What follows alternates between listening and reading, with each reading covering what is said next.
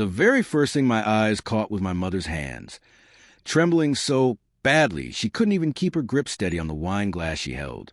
The stem bent sideways like she'd forgotten how to hold something so simple.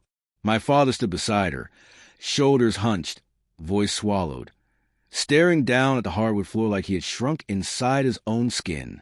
And in the room where waves should have been the view, where peace was supposed to live, a man who didn't belong there was laughing like he owned the place. I recognized the voice immediately.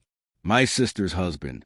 He was barefoot, leaning casually against the big window, acting like he had bought every piece of that house himself. When he noticed me standing in the doorway, his laugh died. His face tightened, annoyed, surprised. "You're early," he said, as if I was inconvenient, as if I was the one intruding. That house was supposed to be a present. Our parents' 50th anniversary gift. A quiet oceanside home where they could grow old surrounded by peace, salt air, and sunlight. I had bought it outright 3 months earlier. Paid in full.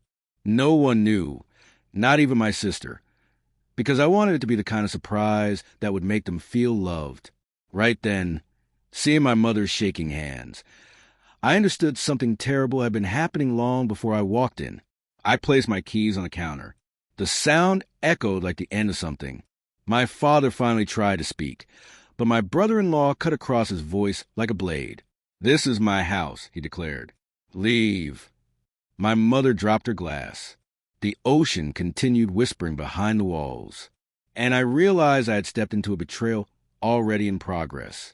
It hadn't begun tonight. It started weeks earlier, the day my sister called me, her voice unnaturally excited. She asked too many questions about where our parents would be moving. She kept laughing, but her laughter never reached the last second of each sentence, like she was acting. I didn't tell her anything. Later, the realtor called me. "Your sister came here," he said slowly. "She claimed she's your investment partner." Partner. She'd been lying since childhood. Fake tears. Fake innocence. She had mastered manipulation before she learned multiplication.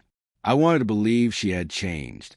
But standing in that house, seeing the new furniture, the fresh paint, their framed wedding photos replacing the ones I bought, the truth hit like a slow bruise. I moved through the kitchen, and every chair, cup, and cabinet screamed the same word. Stolen. The plates I purposely chose for my mother were stacked in drawers my sister had filled. The scent of her perfume floated everywhere, sweet, artificial, suffocating. Then she descended the staircase wearing silk and a smile that was polished but empty. "You should have told me you were coming," she said lightly. I said nothing. Silence sometimes holds more truth than shouting ever can. I didn't call her out. Not that night. I congratulated her. I shook hands. I stayed for dinner. My parents didn't touch their food. Over the next week, I collected proof, like a surgeon removing poison tissue piece by piece. Forged letters. Fake authorization signatures. Wire transfers. My sister's handwriting imitating our father's name. Her husband had handled the legal details, like a criminal who believed he was too smart to get caught. Most nights, I sat outside the gate of my car, headlights off, watching their windows go dark, imagining them sleeping in a house they stole from blood. People say betrayal is loud, that it blows up like a bomb. But no, it's a slow leak, quiet, invisible. By the time you finally hear it, everything is already ruined. When the lawyer finished tracing the transfers, every thread pointed to them. It was undeniable. So I printed everything, folded it, placed it in an envelope. Then I waited. Sunday morning I went back. The ocean was calm and slow. My sister was watering plants she didn't plant. She smiled sweetly. "Coffee." I handed her the envelope. "What's this?" she asked. Her voice faltered. "Evidence," I answered. She didn't have to open it to know.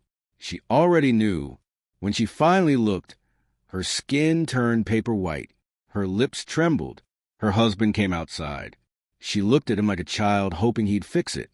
He read the pages silently, then muttered something under his breath and walked back inside. She stood there alone, shaking. I didn't comfort her, because sometimes lack of comfort is sharper than anger. It took 3 days to restore ownership.